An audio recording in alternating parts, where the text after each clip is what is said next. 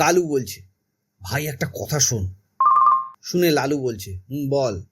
কালু বলছে, কাল মেলায় একটা মেয়ে আমাকে দেখে স্মাইল করছিল। লালু বলছে, ওহো, তারপর?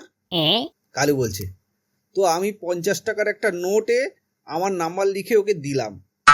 ও সামনে গিয়ে ওই টাকায় মোমো কিনে খেয়ে নিল।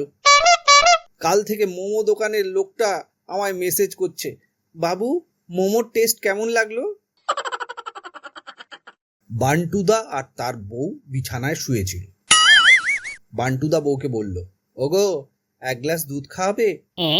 বান্টুদার বউ সেক্সি মুডে বলল, ব্রা উপর করে খেয়ে নাও। বান্টুদা বলছে, তোমার এমন কথাবার্তার জন্য আমি তোমার কাছে জল চাইনি। কালু পাপড়িকে বলছে, চল কিস করি। পাপড়ি বলছে, না পেট ফুলে যাবে। কালু বলছে, শুধু কিস করব।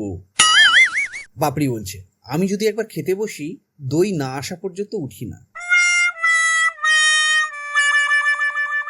ফুলসজ্জার রাত। কালু তার বউকে বলছে, আজ কিন্তু কোনো বারণ শুনবো না।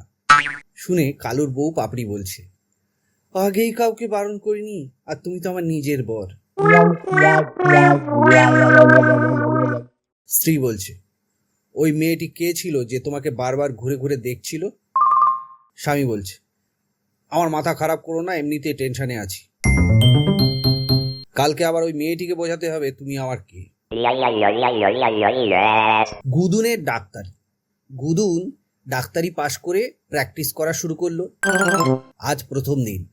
নুরুল মিয়ার বেগমের পেটে ব্যথা, তাই গুদুনের কাছে দেখাতে এসেছে। গুদুনের প্রথম পেশেন্ট এক সুন্দরী মহিলা। নুরুল মিয়া বলছে, ডাক্তারবাবু ওর পেটে যন্ত্রণা হচ্ছে। গুদুন বলছে, ওনাকে চেক আপ করতে হবে, ভেতরের ঘরে যেতে বলুন, আর আপনি এখানে অপেক্ষা করুন। গুদুন দরজা ভেজিয়ে ঘরে ঢুকলো আর বেগমের চেক আপ শুরু করলো। চেক আপ করতে করতে গুদুন আর থাকতে পারলো না, যেন প্যান্ট ফুঁড়ে বেরিয়ে আসবে। গুদুন বেগমের সাথে লেগে পড়লো, বেগমও আনন্দ পাচ্ছে। কিছুক্ষণ অপেক্ষা করার পর দেরি দেখে নুরুল মিয়ার সন্দেহ হলো। সে ঘরে ঢুকে তো অবাক। নুরুল মিয়া বলছে, এটা কি করছেন ডাক্তারবাবু? গুদুন বলছে, কিছু না, গা গরম তাই টেম্পারেচার দেখছি। নুরুল মিয়া পকেট থেকে ছুরি বার করলো। গুদুন বলল, এটা দিয়ে কি করবে? নুরুল মিয়া বলছে, কিছু না, থার্মোমিটারে দাগ কাটতে হবে।